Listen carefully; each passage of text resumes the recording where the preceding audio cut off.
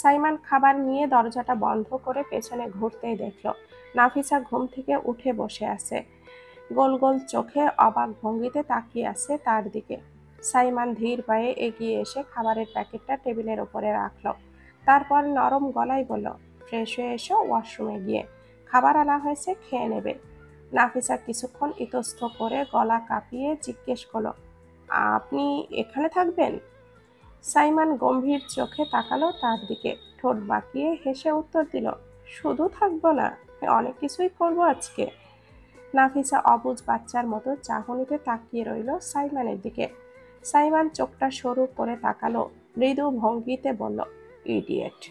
তারপর কঠিন কণ্ঠে বলল, এখনো বসে আছো কেন? ফ্রেশ হয়ে এসো।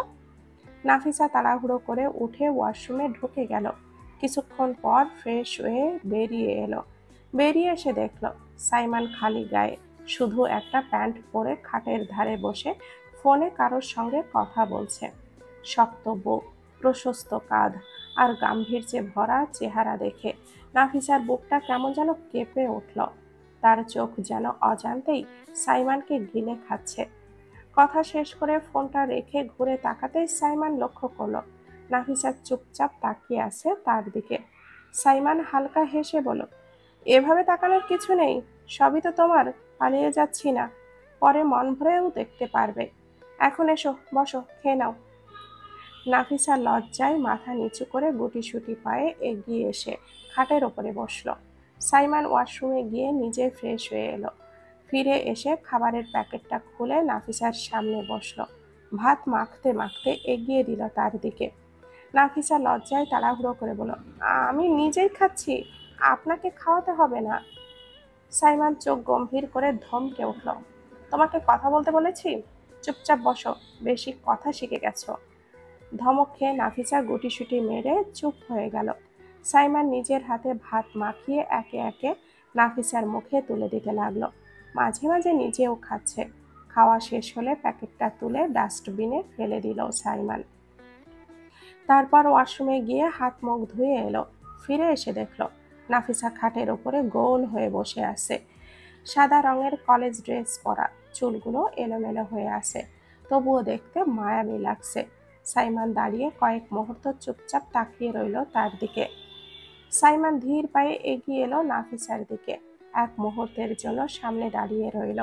তারপর এগিয়ে গিয়ে এমনি লাইটটা অফ করে ড্রিম লাইটটা জ্বালিয়ে দিল। ঘরের লাইটটা অফ করে দেওয়ায় নাফিসা কিছুটা জড়সড় হয়ে বসলো। তারপর বিছানার কাছে এসে ধীরে ধীরে খাটের উপরে এক পা রেখে আরেক পা ঝুলিয়ে বসলো। রুমের ভেতরে দেওয়াল ঘড়ির তখন টিকটিক করে এগিয়ে চলেছে।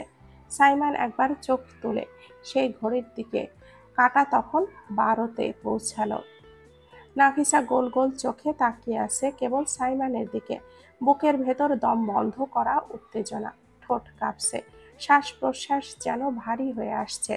হঠাৎই সাইমান ঝুঁকে পড়ল, দুই হাত দিয়ে নাফিসার দুই পাশ আটকে দিয়ে বন্দি করে ফেলল নিজের মাঝে। তারপর এক নিঃশ্বাসে ঝাঁপিয়ে পড়ল নাফিসার অধরে। আকস্মিক আঘাত সামলাতে না পেরে নাফিসা চিৎ হয়ে পড়ে গেল খাটে। সাইমানের ওজন, তার নিঃশ্বাসের গরম ছোঁয়া আর হঠাৎ পাওয়া এই আঘাতে পুরো শরীর যেন কেঁপে উঠল। অপ্রস্তুত অবস্থায় পড়তে দেখে সাইমান নিজেও খানিকটা হতবাক হলো। তারপর দাঁতের সাথে দাঁত চেপে ওর দিকে তাকিয়ে, ইডিয়েট, এইটুকু সামলানোর মুরদ নেই, আবার আমার কাছে নিজের ভালোবাসা স্বীকার করতে আসো। নাফিসার আঁখি পলক তখন টইটুম্বুর অশ্রুতে ভরে গেল। সেই পানি দেখেই সাইমানের ভেতরটা যেন আরো গলতে লাগলো। ধীরে ধীরে ও নাফিসার শরীরের ওপরে আধো শোয়া হয়ে এলো। ঠোঁটে শুকনো একটা চুম্বন এঁকে দিল। তারপর ধীরে ধীরে মুখ গুজে দিল ওর গলায়। নাফিসা গুমড়ে উঠল, কিন্তু সাইমানের স্পর্শ থামল না। গলার কাছে মুখ গুজে রেখেই ধীরে ধীরে ওর কানের কাছে চলে এলো। কানের লতিতে আলতো করে ঠোঁট ছুঁয়ে ফিসফিস করে বলল, happy 4th marriage anniversary, you will be my little ones forever. বিবাহের 4র্থ বার্ষিকী শুভ হোক, তুমি চিরকাল আমার ছোট্টটিই থাকবে। আবারও নাফিসার গলায় নরম চুম্বন আঁকল, নিজের নাক ঘষে দিল ওর কোমল গলায়, মৃদু হাসি দিয়ে আবারও বলল, মাই পকেট সাইজ হ্যাপিনেস, আমার পকেট ভর্তি সুখ। নাফিসা স্তব্ধ হয়ে রইল। কানে বাজতে লাগলো সাইমনের প্রতিটি শব্দ। মুখ থেকে শব্দ বের করতে গিয়েও পারল না। শরীরের ভেতর উত্তাপ ছড়িয়ে পড়েছে, তবুও যেন পালাতে পারছে না সেই জাদুকরী আবেশ থেকে। সাইমন থামল না। এবার তার শক্ত ঠোঁট নামিয়ে আনলো নাফিসার বিউটি বনের ওপর। আলতো করে সেখানে চুমু এঁকে মৃদু স্বরে বলল, happy little doll of mine, আমার ছোট্ট পুতুল। কিন্তু ঠিক পরের মুহূর্তেই দাঁত বসিয়ে দিল সেই বিউটি বনের ওপরে থাকা কালো তিলের ওপর। আহ! ব্যথায় আর লজ্জা মেশানো এক গুমড়ে ওঠার শব্দ বেরিয়ে এলো নাফিসার মুখ থেকে। চোখটা বন্ধ করে শক্ত করে আঁকড়ে ধরল খাটের চাদর। তবুও সাইমন থামল না, আরো জোরালোভাবে নিজের দাঁত চেপে ধরল। কিছুক্ষণ পর দাঁত বসানো জায়গাটাই ভরে দিল মৃদু ভেজা চুম্বনে। চুষে নিতে থাকলো সমস্ত ব্যথা নিজের ওষ্ঠ দ্বারা। বিড়বিড় করতে লাগলো, sweet baby wifey, pocket size busy, pocket সাইজের বউ। আস্তে আস্তে ঠোঁট নামিয়ে আনলো নাফিসার গলার নিচে। একের পর এক চুম্বনে ভিজিয়ে তুলল পুরো গলা।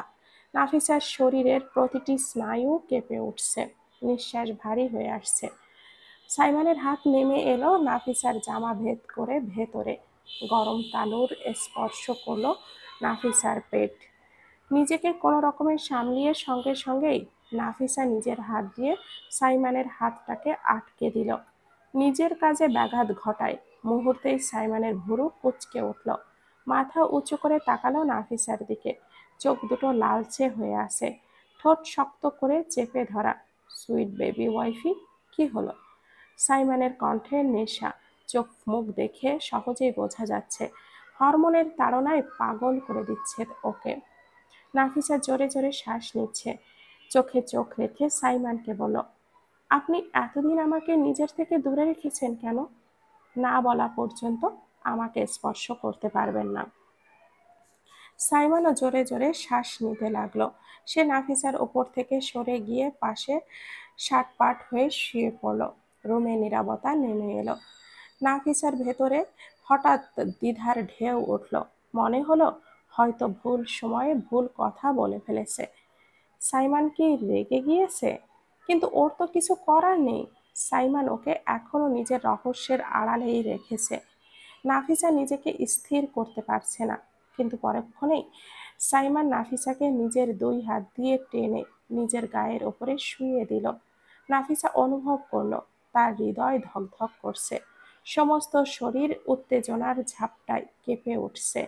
সে হাত দিয়ে সাইমনের শরীরটাকে আলতো করে ছুঁয়ে ধরল।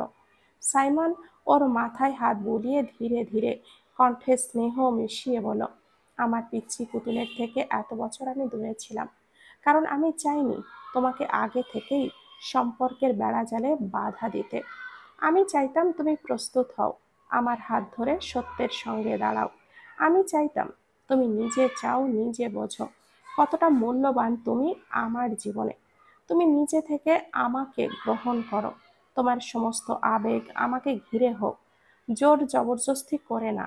এই 4 বছরের প্রতিটি দিন, প্রতিটি মুহূর্ত আমি শুধু তোমাকে দেখেছি, তোমাকে ভালোবেসেছি।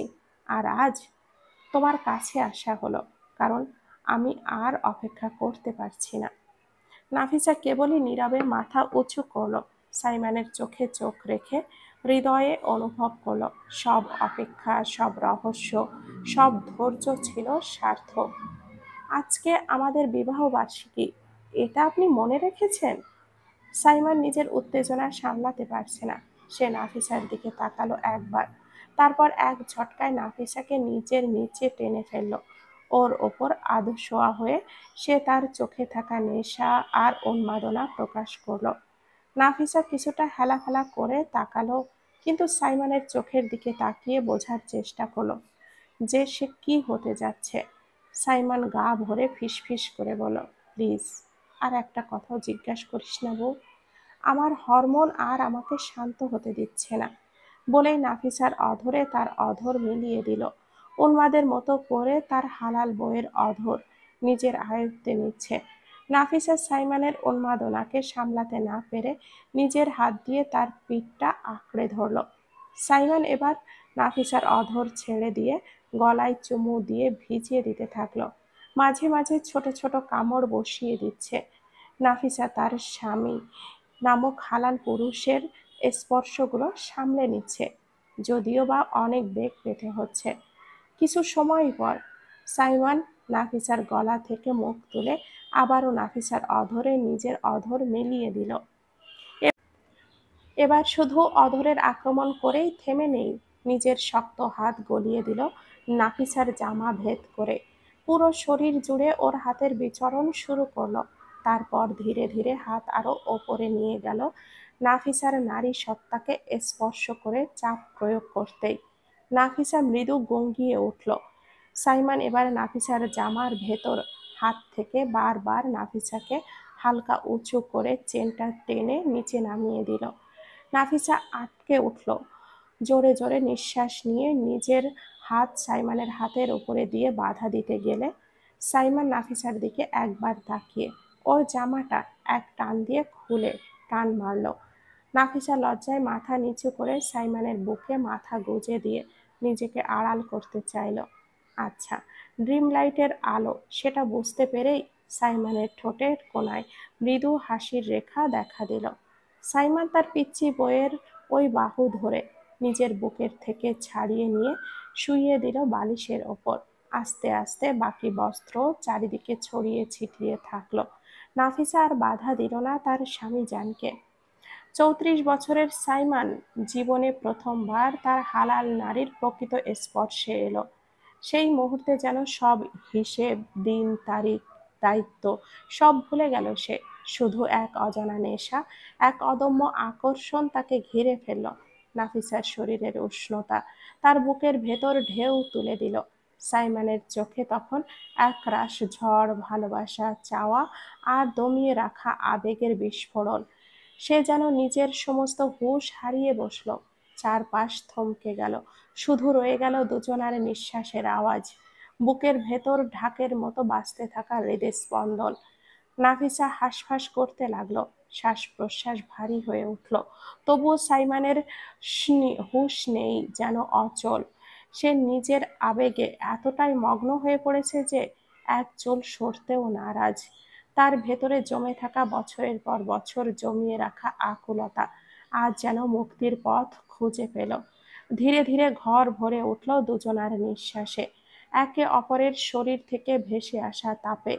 ঘরের নীরবতাকে ভেঙে দুজনার আবেগ মাখা শ্বাসরোধী পরিবেশ ছড়িয়ে পড়ল চারপাশে। যেন প্রতিটি দেওয়াল, প্রতিটি আসবাবপত্র, বাতাস সবাই তাদের এই মুহূর্তের সাক্ষী হয়ে থাকলো। সেই ঘরে তখন শুধু সাইমন আর নাফিসা, দুই নরনারী যাদের স্পর্শে ভালোবাসা, কামনা আর হালাল সম্পর্কের পবিত্র বন্ধন মিলেমিশে এক অমোঘ আবেগের সৃষ্টি করলো। দীর্ঘ সময়ের উন্মাদনা শেষে অবশেষে সাইমন ক্লান্ত শরীর নিয়ে নাফিসার কাছ থেকে একটু সরে এলো, তবে দূরে নয়। সে হাত বাড়িয়ে নাফিসাকে টেনে নিজের বুকের সাথে মিশিয়ে নিল। নাফিসার বুক ওঠানামা করছে অনিয়ন্ত্রিতভাবে। সমস্ত শরীর তার ক্লান্তি আর ব্যথায় ভারাক্রান্ত। নাফিসা কাপা হাতে সাইমনের বুকে হাত রাখল। সাইমন তার আঙ্গুলগুলো আলতো করে চুলের ভেতরে ঢুকিয়ে দিল। নাফিসার দিকে দৃষ্টি দিল। ওর চোখের কোণ ভিজে উঠেছে, ঠোঁট কাঁপছে। সাইমন অবশেষে নরম কণ্ঠে প্রশ্ন করল, খারাপ লাগছে? সাইমনের কথাটা শেষ হওয়ার আগেই হঠাৎ নাফিসা শব্দ করে কেঁদে ফেলল। তার কণ্ঠ কাঁপছে, শরীর ব্যথায় জর্জরিত। প্রতিটি শ্বাস যেন তাকে ভেঙে টুকরো টুকরো করে দিচ্ছে। ছোট্ট বউকে এমন ফুপিয়ে কাঁদতে দেখে সাইমনের বুকটা হাহাকার করে উঠল। সে নাফিসার অশ্রুতে ভেজা মুখে আলতো করে একের পর এক চুমু আঁকল। ফিসফিস করে বলল, সরি সুইট বেবি ওয়াইফি, ঠিক হয়ে যাবে, প্লিজ কান্না করো না। তারপর ধীরে ধীরে সাইমন উঠে বসলো, পাশে রাখা জামা ঠিক করলো, চুলে হাত বুলিয়ে একটু নিজেকে গোছালো। চোখ ফিরিয়ে আবারও তাকালো নাফিসার দিকে। দেখলো ছোট্ট বউটা চাদরে গলা অবধি জড়িয়ে গুটি মেরে শুয়ে আছে, চোখ বন্ধ করে ফুপিয়ে ফুপিয়ে কাঁদছে। সাইমনের বুকের ভেতরটা ভেঙে যেতে লাগলো। সে আস্তে করে চাদরটা দিয়ে আরো ঢেকে দিল তার পিচ্চি পুতুলকে, নিজের বাহুতে নিয়ে কোলে তুলল। ধীরে ধীরে ধীর পায়ে এগিয়ে গেল ওয়াশরুমের দিকে। ওয়াশরুমে গিয়ে শাওয়ারটা অন করতেই ঠান্ডা পানির ছোঁয়ায় নাফিসার শরীর ঝাঁকিয়ে উঠল। ব্যথায় জর্জরিত শরীর নিয়ে সে এক চুল নড়তে পারল না, বরং শক্ত করে সাইমানকে আঁকড়ে ধরল। সরে আসতে চাইল, কিন্তু ব্যথা আর দুর্বলতায় শরীর তার কথা মানল না। মাথা হালকা হয়ে ঘুরে উঠল। শেষ পর্যন্ত স্বীকার করতেই হলো, আজ তাকে নিজের স্বামী নামক হালাল পুরুষের হাতেই গোসল সেরে নিতে হবে। সাইমান খুব যত্ন করে নাফিসাকে গোসল করিয়ে দিল। তারপর ঘরে ফিরে গিয়ে নিজের তার ধূসর রঙের শার্টের হাতে নিল। বিছানার পরে পড়ে থাকা চাদর আর নাফিসার জামা কাপড় তুলে গুছিয়ে নিল। ওয়াশরুমে দিয়ে সবগুলো বালতিতে রেখে দিল। ওয়াশরুমে দাঁড়ানো নাফিসার গায়ে আলতো করে নিজের শার্টটা জড়িয়ে দিল। তারপর তাকে আস্তে করে কোলে তুলে আবার ঘরে ফিরে এলো। বিছানায় শুইয়ে দিল। আলমারি থেকে আর একখানা চাদর নিয়ে এসে নাফিসার গায়ে টেনে দিল। সাইমান তোয়ালে দিয়ে ওর ভেজা চুল মুছে দিল ধীরে ধীরে। শেষমেশ শুকনো একটা চুমু দিল ঠোঁটে। মাথায় হাত বুলিয়ে ফিসফিস করে বলল, ঘুমিয়ে পড়ো, স্লিপ, আমি আসছি। চলে আসতে চাইলে নাফিসা তার হাত আঁকড়ে ধরল। সাইমান মৃদু হেসে নিচু হয়ে বলল, ওয়াশরুমে যাচ্ছি, ফ্রেশ হয়ে এখনই আসছি, তুমি ততক্ষণে ঘুমাও। এরপর সে ওয়াশরুমে গেল। ভেতরে থাকা সমস্ত জামা কাপড় ভালো করে ধুয়ে নিল। নিজেও ফ্রেশ হয়ে বেরিয়ে এলো। বাইরে এসে বালতিটা বারান্দায় নিয়ে গিয়ে জামা কাপড়গুলো সব মেলে দিল। ফিরে এসে টেবিলের উপরে রাখা ফোনটা হাতে নিল। সাইফানকে মেসেজ করলো কিছু প্রয়োজনীয় জিনিসপত্র নিয়ে আসার জন্য, কারণ ঘরে কোনো কাপড় নেই আর শুকাতে সময়ও লাগবে। না চাইলেও তাকে এখন ওর ওপর নির্ভর করতেই হবে। সব কাজ শেষ করে ফোনটা টেবিলে রেখে সাইমান আবারও বিছানায় গেল। দেখল নাফিসা ইতিমধ্যেই ঘুমিয়ে পড়েছে। তার মুখ শান্ত, যেন গভীর ক্লান্তির ঘুম তাকে আচ্ছন্ন করে রেখেছে। সাইমান ধীরে ধীরে ওর পাশে শুয়ে পড়ল। নাফিসাকে নিজের কাছে টেনে নিল। মাথায় হাত বুলাতে বুলাতে তাকিয়ে রইল ওর মুখের দিকে। কখন যে নিজেও ঘুমিয়ে গেল বুঝতেই পারল না। পরের দিন সকাল। সূর্যের আলো ঘরের জানালার পর্দা ভেদ করে আলোয় ভরিয়ে তুলেছে।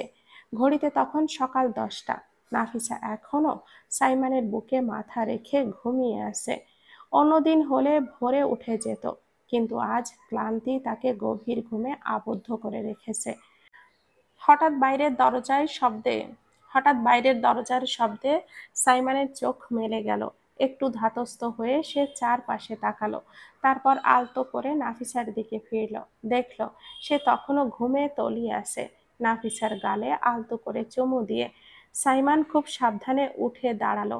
ধীরে ধীরে দরজার দিকে এগিয়ে গেল। সাইমান খালি গায়ে, কোমরে শুধু একটা টাওয়াল জড়িয়ে দরজাটা খুলল। সামনে দাঁড়িয়ে থাকা সাইফান তাকিয়ে রইল হাঁ করে। এক নজরে মাথা থেকে পা পর্যন্ত পর্যবেক্ষণ করতেই ওর চোখ ছোট হয়ে গেল। সাইফান চোখ কুঁচকে, ভাই, তুমি আমার ছোটর সাথে কি অপকর্ম করেছো বলো তো? গায়ে এসব দুষ্টু দুষ্টু আচর কেন? তোমারে দেখে মনে হচ্ছে আমার ছোটরে শুধু আদরই না, পুরাই গিলে খাইতে চাইছো। সাইমন বিরক্তিতে কপাল কুঁচকাল। তোর মুখটাই গিলে ফেলবে এবার, আজে বাজে বকিস না। নিয়ে এসেছিস যেগুলো নিয়ে আসতে বলেছিলাম।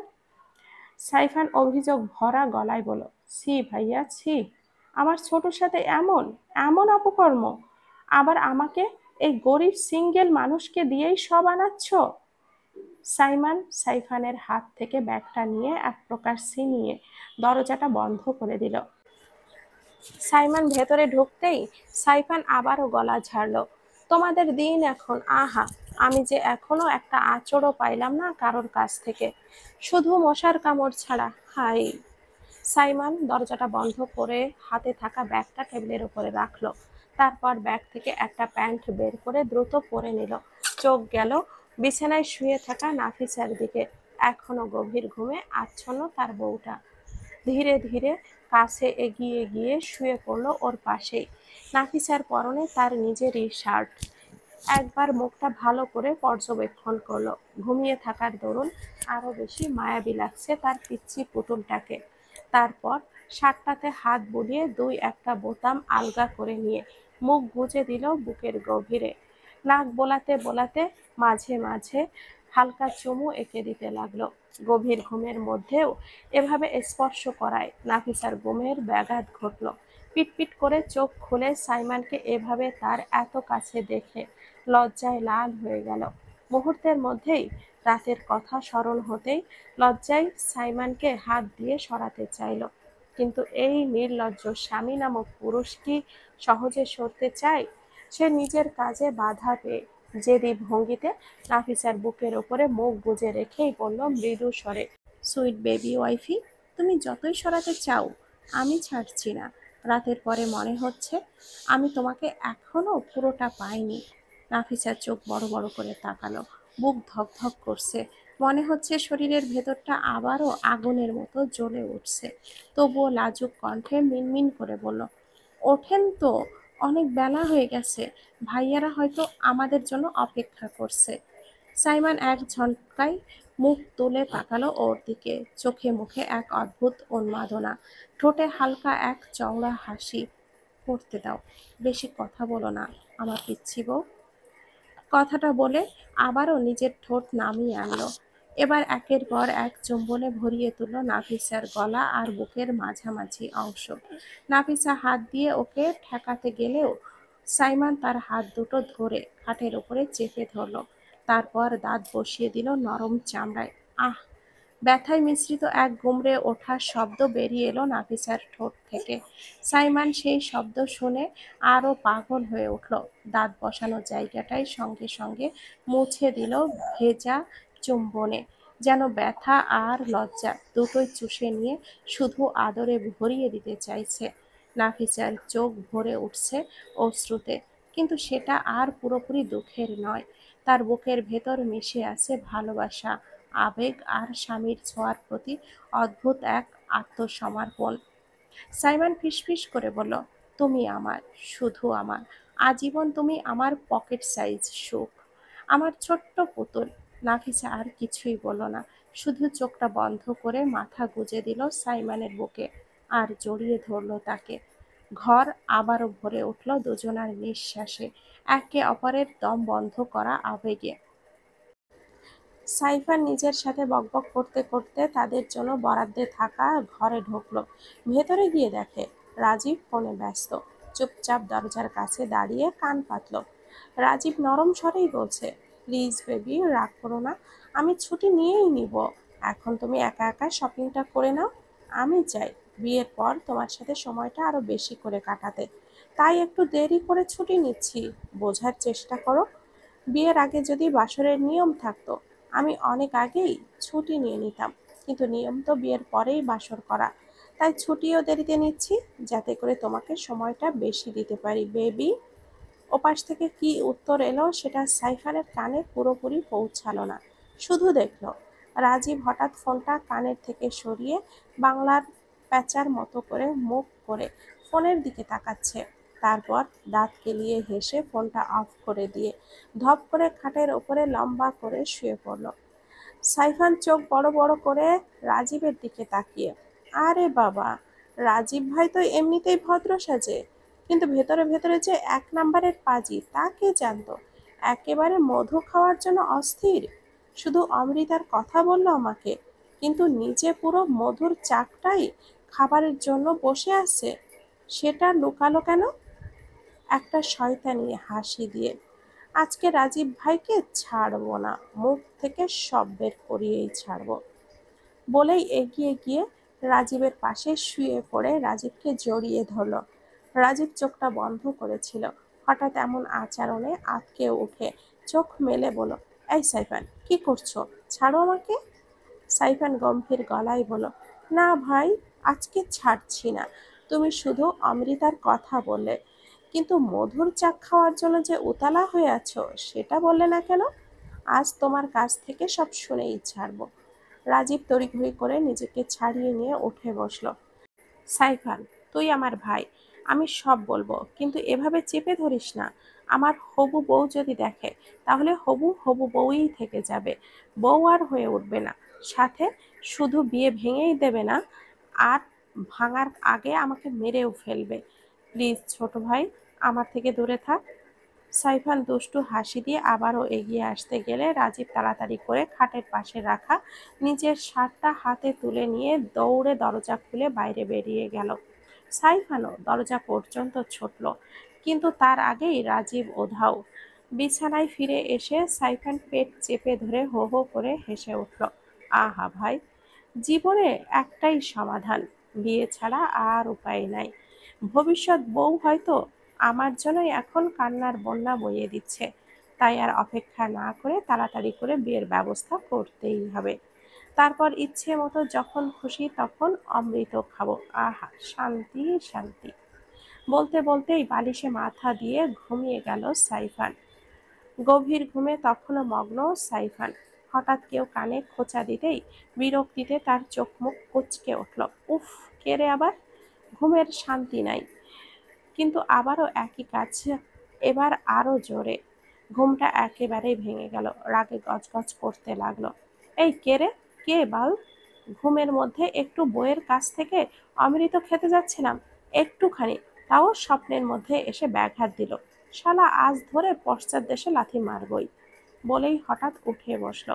চোখ মেলে একবার দেখলো, আবার দুই হাত দিয়ে চোখ কচকালো। তারপর যা দেখলো তাতেই সাইফানের চোখ আরো বড় বড় হয়ে গেল। সামনেই দাঁড়িয়ে আছে তিনজন পুলিশ অফিসার, আর তাদের পাশে এক মহিলা। শরীরের পোশাক আশাকের বেহাল দশা। তাড়াতাড়ি করে বুকের ওপর থেকে হাত দিয়ে ফু দিয়ে উঠল, আস্তাগফিরুল্লাহ আস্তাগফিরুল্লাহ। মনে মনে আতঙ্ক, হায় আল্লাহ, আমি কি আবার স্বপ্নের ভেতরে এই মহিলার সাথে কিছু করে ফেলেছি নাকি? না না না, আমি তো স্বপ্নেই অমৃত খেতে গিয়েছিলাম ঠিকই, কিন্তু এই মহিলা তো ওখানে ছিল না। কোথা থেকে টপকালো? আর কি বেহাল অবস্থা! এবার পুলিশ অফিসারদের একজন রাগে গর্জে উঠল, এই ওঠ! দিনে রাতে এখানে শুধু নষ্টামি করতে আসিস? আজ সবগুলোকেই জেলে নিয়ে গিয়েই ছাড়বো। বলেই সাইফানের হাত ধরে টান দিল। সাইফান তাড়াতাড়ি করে হাত ছাড়াতে লাগলো। আরে, কি করেন স্যার? আমি কিছুই করি নাই। এই চাচি আমার মতো দেখতে মহিলাটা আমার ঘরে এলো কিভাবে, সেটা আগে বলেন তো। অফিসার চোখ রাঙিয়ে বলল, সেটা তো আপনিই বলবেন মহাশয়। মেয়ে নিয়ে হোটেলে নষ্টামি করতে আসেন, এখন আবার সাধু সাজার অভিনয় করছেন। এই মহিব, ধরো একে। কনস্টেবল এগিয়ে আসতেই সাইফান চেঁচিয়ে উঠল, এই চাচি আম্মা, আপনি এই রুমে ঢুকলেন কিভাবে বলেন? সি, এমন চাচি আম্মার সাথে আমি কিছু করব, এটা ভাবলেন কিভাবে স্যার? মহিলাটা চোখ মুখ কুঁচকিয়ে সাইফানের দিকে তাকালো। পুলিশ অফিসার ভুরু কুঁচকে কনস্টেবলকে ইশারা করলো সাইফানকে ধরতে। সাইফান এবার এক লাফে খাট থেকে নেমে দৌড় দিল। করিডোর জুড়ে ধপ ধপ শব্দ তুলে ছুটতে লাগলো সে। পেছনে তিন পুলিশ অফিসার গম্ভীর মুখে ধাওয়া করছে। সাইফানের মুখে তখনও গজগজ। হায় আল্লাহ, আমি না গরিব সিঙ্গেল মানুষ, তাও আবার এমন অপবাদ! ভাই রে ভাই, মধু খাওয়ার স্বপ্ন দেখার অপরাধে এখন জেলখানায় নিয়ে যাবে মনে হয়। অবশেষে এসে থামলো সাইমনদের রুমের সামনে। বুক ধড়ফড় করছে, নিঃশ্বাস হাঁপাচ্ছে। পেছন থেকে পুলিশেরা চেঁচিয়ে উঠল, এই থামো, পালানোর চেষ্টা করো না, আজ হাতে নাতে ধরেছি। পুলিশগুলো ওর কাছে এসে দাঁড়িয়ে হাঁপাচ্ছে। সাইফান এবার ওদের দিকে তাকালো, তারপর আশেপাশে তাকিয়ে দেখলো এদিক ওদিক থেকে সব বেহাল অবস্থায়। বিভিন্ন মহিলা ও ছেলেদের পুলিশ বের করছে, পোশাকের অবস্থা বেহাল। এটা দেখে বোঝাই যাচ্ছে যে এটা কেমন হোটেল, আর হোটেলে রেড পড়েছে। সাইফান কড়া কণ্ঠে দরজা ধাক্কা দিল। ভাই, এ ভাই, অপকর্ম করলে তুমি, আর ধরে নিয়ে যাচ্ছে আমার মতো সিঙ্গেল গরিবকে। আমি এখনো অমৃত খাইনি ভাই, আর এরা আমাকে অশ্লীল কাজ করার অপবাদ দিচ্ছে। হে আল্লাহ, তুমি এর বিচার করো। আস্তাগফিরুল্লাহ আস্তাগফিরুল্লাহ। পুলিশ অফিসারটা বিরক্ত হয়ে বলল, এই, আপনি চুপ করবেন? সাইফান চোখ ছোট ছোট করে তাকিয়ে, আপনি আমার বিরুদ্ধে মামলা করছেন, আমাকে ধরে নিয়ে যাবেন, আর আমি কি চুপ থাকবো? এই ঘরে অপকর্ম চলছে। আমার ভাই তার ছোট্ট বিবাহিত স্ত্রীর কাছ থেকে দুষ্টু দুষ্টু আঁচড় নিয়েছে। আমি নিজের চোখে আমার ভাইয়ের বডি পর্যবেক্ষণ করে দেখেছি। পুলিশ অফিসার ভুরু কুঁচকে তাকালো, একটা কনস্টেবলকে ডাক দিল, মহিব, এখনই কস্টেপ নিয়ে আসার ব্যবস্থা করো, নিয়ে এসে আগে এই লোকটার মুখে কস্টেপ মারো। সাইফান এবার হাত জোর করে বলে, গলায় কষ্ট মেশানো সুরে অনুনয় করল, না প্লিজ, এমন করবেন না। কস্টেপ লাগানোর ফলে যদি আমার রসালো ঠোঁটের ওপর আঘাত লাগে, আর আমার ভবিষ্যতে বউ যদি আমাকে চুমু খেতে না চায়, তাহলে আমি অমৃতের স্বাদ কেমন করে পাবো? হায় হায়। মাথায় হাত দিয়ে, আর এই বালের রাজীব ভাইটা কই গেল? বলেই সাইফান আবারও দরজা ধাক্কা দিল। ভাই, এ ভাই, দরজাটা খোল, না হলে এরা আমাকে জেলে তো নিবেই। আর তার উপরে আমার বইয়ের সম্পদের দিকে নজর দিয়েছে, আমার অমৃত খাওয়া থেকে বঞ্চিত করার গভীর ষড়যন্ত্রে নেমেছে সব। সবাইকে অনেক অনেক ধন্যবাদ এতক্ষণ ধরে সাথে থাকার জন্য। গল্পটি যদি ভালো লেগে থাকে তাহলে প্লিজ একটা লাইক করবেন, আর গল্পটি কেমন ছিল কমেন্ট করে জানাতে ভুলবেন না। গল্পটির নাম হচ্ছে চোদ্দের চিঠি, লিখেছে আরোরা চৌধুরী আরু। আর আমার একটু শারীরিক অসুস্থতার কারণে একটু সমস্যা হয়েছে, প্লিজ মানিয়ে নেবেন। ভালো থাকবেন, সুস্থ থাকবেন। আল্লাহ হাফেজ। আসসালামু আলাইকুম আ রহমতুল্লাহি আবরকাতুহ।